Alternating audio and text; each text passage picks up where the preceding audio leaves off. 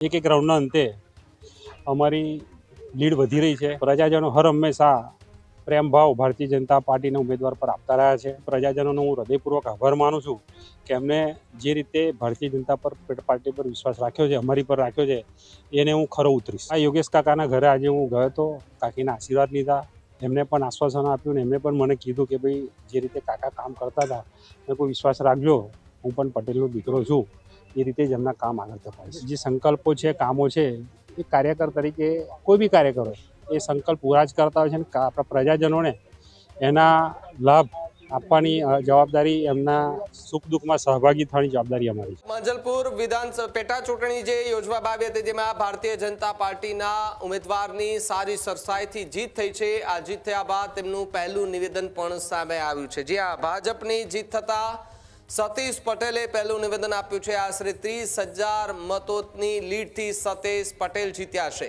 યોગેશ કાકાને સહકાર આપ્યો તે જ રીતે મને પણ આપ્યો તેવી વાત સતીશ પટેલે કરી। હું આ જવાબદારીને આગળ પણ વધારીશ તેવી પણ વાત સતીશ પટેલ કરતા જોવા મળી રહ્યા છે। ત્યારે માંજલપુર વિધાનસભા પેટા ચૂંટણીમાં ભારતીય જનતા પાર્ટીના ઉમેદવાર સતીશ પટેલે સારી સરસાઈથી જીત મેળવી છે। 30,000 કરતાં વધુ મતોના માર્જિનથી સતીશ પટેલ જે છે તે બેઠક પર જીતી ચૂક્યા છે।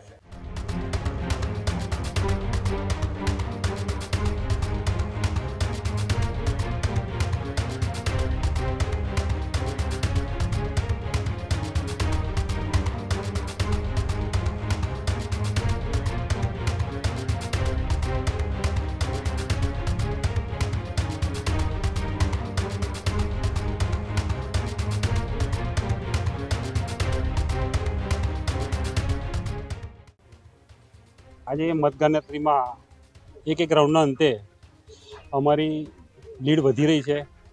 આ ભારતીય જનતા પાર્ટીનો માંજલપુર વિધાનસભા ગઢ છે।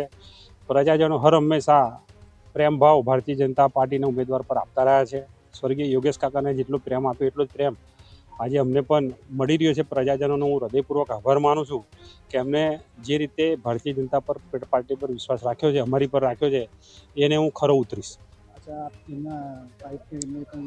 આ યોગેશ કાકાના ઘરે આજે હું ગયો હતો, કાકીના આશીર્વાદ લીધા, એમને પણ આશ્વાસન આપ્યું ને એમને પણ મને કીધું કે ભાઈ જે રીતે કાકા કામ કરતા હતા એ કોઈ વિશ્વાસ રાખજો, હું પણ પટેલનો દીકરો છું, એ રીતે જ એમના કામ આગળ ધપાવીશ।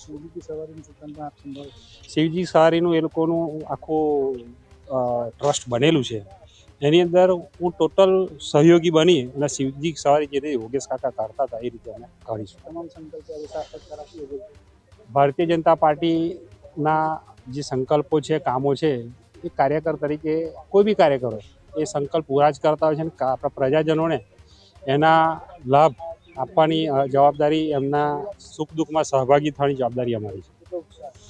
આજે ખૂબ ઉત્સાહ છે, કારણ કે પેટા ચૂંટણી છે અને મતદાન થોડું ઓછું થયું પણ જે રીતે લીડ મળી રહ્યો છે એ રીતે જોતા લાગે છે પ્રેમભાવ પ્રજાજનોનો ઘટ્યો નથી। ખેડૂત ભાઈઓ છે ખેતરમાં ડ્રોન ઉડાવતા હોય છે ત્યારે આપણે એક પ્રશ્ન સતાવતો હોય છે કે જે આપણે અત્યાર સુધી જીપીએસ ટેકનોલોજી વાળા ડ્રોન વાપર્યા છે, જેથી કરીને મોબાઈલ ટાવર છે અથવા તો હાઈ ટેન્શન લાઈન પસાર થતી હોય, કોઈ વૃક્ષો હોય, ત્યારે જે જીપીએસ ટેકનોલોજી વાળા ડ્રોન છે એમાં ટકરાય અને ટ્રેસ થાય છે। પણ એગ્રીઓન લાવ્યું છે જીએનએસએસ ટેકનોલોજી ડ્રોન, જેથી કરીને એ ડ્રોન છે એ કોઈ જગ્યાએ ટકરાય નહીં, પોતાની રીતે જ ડિસિઝન લે છે અને મૂવ થઈ જાય છે, જેથી કરીને જીએનએસએસ ટેકનોલોજી ડ્રોન છે એ વાપરવાનો આગ્રહ રાખો।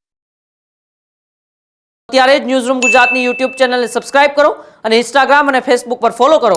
અપડેટ રહો, સત્યની સાથે રહો।